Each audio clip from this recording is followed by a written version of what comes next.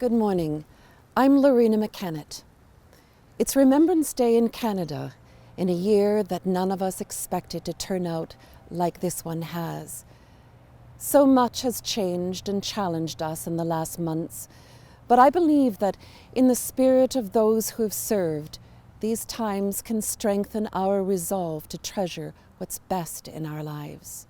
The Remembrance Day observances across the country matter so much to Canadians each year. And as Honorary Colonel for the Royal Canadian Air Force, I am pleased to be able to take part in a special version of this most meaningful of days. As ever, it will be good to remember with you. We know that large public gatherings can't happen this year, but we will be together, so many of us, in our thoughts and in our hearts, as we remember the men and women who brought such honor to our country and who with sacrificed so much through the frightening years of global conflict. Soon, we will be at the Stratford Cenotaph for this year's ceremony. But first, we want to share a special visit with you to our own Stratford Perth Museum. There, with Museum Director John Kastner and some distinguished company, we will uncover treasures of memory that can bring us closer to the lives of many of the families of Stratford Perth, especially those families who experienced firsthand the pain of war. We'll also learn something many of us didn't realize: the connection between Stratford's own cenotaph and the magnificent Canadian National Memorial at Vimy Ridge in France. It was a great honor for me to perform within sight of that massive, magnificent memorial during the commemoration ceremony that marked the 100th anniversary of the Battle of Vimy Ridge. Of those Canadians who fought and fell at Vimy, and in so many other terrifying war-torn battle zones over so many years, we continue to say with pride, we have not forgotten them. Remembrance Day touches all of us across Canada. This year will be no different. In just a few minutes, we will be together to remember at the Stratford Cenotaph. And now, a chance to share some treasured memories of those in our community who served.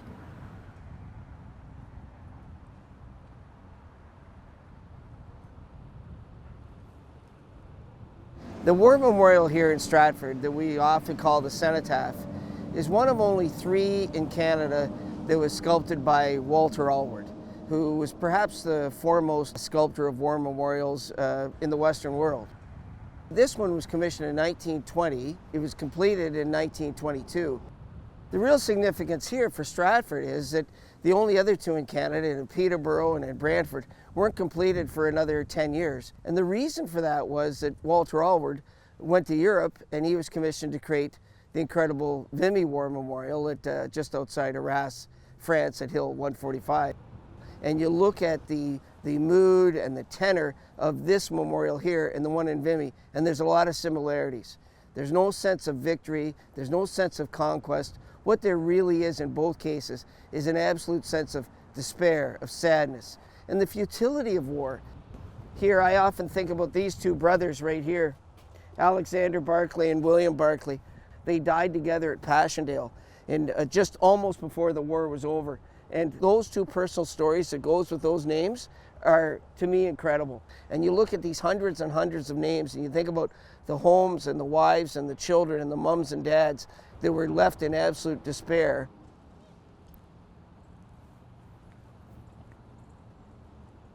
What we have on display at the museum is really just a very small fraction of what's in our collection. As we go here, as we head into Remembrance Day, we have some artifacts out. For example, a piece of this newspaper here. We have over 20,000 artifacts in the collection room here at the museum. A lot of them have to do with the Perth Regiment and the 2 Great Wars. This is our war aisle here at the museum, and one of the most significant parts of our collection. Not a day goes by that I don't look at some of these items and I think about, first of all, the horror of war, but also how war has changed. Some of these things are from the First World War, and we think about now how someone can fire a missile from Colorado and it goes to the other side of the world and hits a second floor apartment, somewhere else. This is a World War I bomb, which we have here, and the pilot in an open cockpit plane would literally hold that out the window and drop that on his target. I often think about this, some farm kid from southern Ontario who gets on a train, goes to Halifax, takes a ship to Europe, finds himself in northern France. This is a bayonet which attaches to the end of his rifle. Here he was maybe a few weeks or a couple months earlier farming here in and around Stratford. All of a sudden he finds himself in northern France, hand-to-hand combat with a member of the enemy, with his job is to kill the guy. I just can't imagine the psychological impact and the change that people go through with war. When we think about Remembrance Day, there's an obvious emphasis on the role that soldiers played, but women as well, not only in Europe, but on the home front as well. And we have several artifacts here that talk about the role of women. This is an actual poster from the Canadian Red Cross. It's not a replica. This is one of the posters that's in our collection, and very telling and a very dramatic image of women and their involvement in the war. This is our Perth Regiment exhibit here at the Stratford Perth Museum. We have a number of permanent exhibits. This is probably the most important one. When we talk about the Perth Regiment, everyone associates it with the Second World War and particularly the liberation of the Netherlands. In reality, the Perth Regiment started before Confederation. It was created during the Fenian raids. It was involved in World War I and then World War II, and then of course it was dissolved in the 1960s. These are the colors of the Perth Regiment, and we'll go take a look at some of the things in our Perth Regiment exhibit. To me, the personal stories are the things that really make this exhibit different. This is called a dead man's penny. It was brought to us by a family named Odbert, and this is their grandfather, Alexander Barclay. The reason this is called a dead man's penny, because the only way you got one is if you were killed. It only went to people who died in the Great War, was sent out by the British government. I'd like to say that these are really rare. They're not. In fact, 1.3 million of them were distributed to soldiers in the First World War. When I take a look at this penny, I often think of that house at 228 Nile Street. I walk by that house all the time. And we have all this correspondence that came from his wife Maria and from the federal government, from the British government to that house, and these letters that went back and forth. And I can't help think about the day that someone, a soldier, walked up to that front door and said, "Here, I have bad news for you." Here she is. She's now a widow. She's got 4 children. Her husband's not coming home. His brother is also not coming home as well. This is a letter that was sent to Alexander Barclay's widow. And this is a letter that went to the house on Nile Street. And she's trying to find out what had happened to her husband.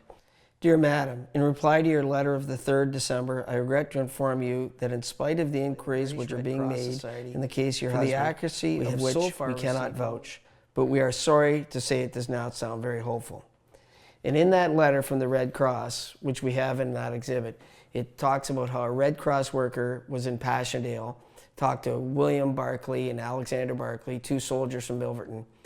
And in that first person account, he said, I talked to them, I knew them, I walked away. As I walked away, a shell went right into the foxhole. There's no chance that either one of them survived. And then at the very end it said, and by the way, the objective was held, meaning that the ground was not given up to the Germans during the fight, like how even that was pertinent even at that point. And that first person account was accompanied with this letter, and that's really how Maria Barclay found out that her husband and her brother-in-law were killed. That was the definitive evidence.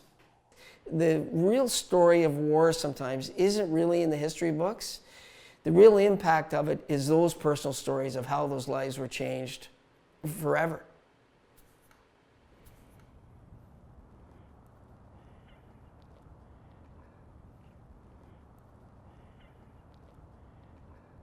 This is sort of sacred ground right here, because many of those names that are on there are also on Vimy Ridge, and some of them have no known graves. When I came back here in '46, all these friends were all dead. I was always interested in history. one of my better subjects, history and geography. And you'll remember that we had the China War going on with Japan before 1939, and then we also had the Finnish War with the Russians, and I got interested in a lot of that, plus the fact that my father had served in the First World War, and so I felt I should be, if I waited too long, it might be a short war and I'd miss it all. And there were times when I wish I hadn't missed it all. The thing about what's hard about D-Day is explain what type of day it was and everything. Because of the noise and all the firing going on, went on constantly from 7:30 in the morning when we landed up to midnight. But the thing was, when you got a job to do, like I did out of my tank, I was a machine gunner on the top of my tank, and I'm busy enough there that I can't be thinking about what's going on either side of me. We concentrated on where we were coming in. We were supporting the North Shore New Brunswick Regiment, which was part of the 3rd Division. So we had to fire them in and then wait until they could get off the beach so we could come in behind them with tanks. And when we're coming in, a lot of those people that went in as infantry were floating on the water coming back out again. And it was a tough day. And we had a little different problem on my front because there was a huge brick wall about 12 feet high covered right over the St-Aubin-sur-Mer. And we were supposed to offload there and go through a wall that was supposed to be broken down, going to be blown up. Well, it wasn't. The people that were going to do that, they got blown up. So we had to contend with that, and our wounded was laying all over the beach there. We couldn't run over any of them, so we had to outflank it and go around the town and come in from the back way. We penetrated about 12 miles inland, which a lot of people aren't aware of. We made the deepest penetration in Normandy of any of the Allies. We had worked at this from way back in 1946 when I came back to Canada, because I was still in Europe for a year after the war. And we come back here and we would have just mainly the Legion group here and a small crowd. So over the years we've tried to build it up, go into the schools and talk to the kids and let them know what Remembrance is all about. And the reason they're free is because of the people's names that are on this cenotaph. The main thing is to do the service like we always do it. It'll mean just as much, but we still won't have the probably 2,000 or 3,000 fans here, which we always had. And we spent a lot of years to build it up so we would get them here so the public could understand what Remembrance Day is all about. In Flanders Field, the poppies blow. Between the crosses, row on row, that mark our place. And in the sky, the larks still bravely singing fly. Scares heard. And in the guns below, we are the dead. Short days ago, we lived, felt dawn, saw sunset glow, loved and were loved, and now we lie in Flanders Field. Take up our quarrel with the foe. To you from failing hands we throw. The torch be yours to hold it high. If ye break faith with us who die, we shall not sleep, though poppies grow in Flanders Fields.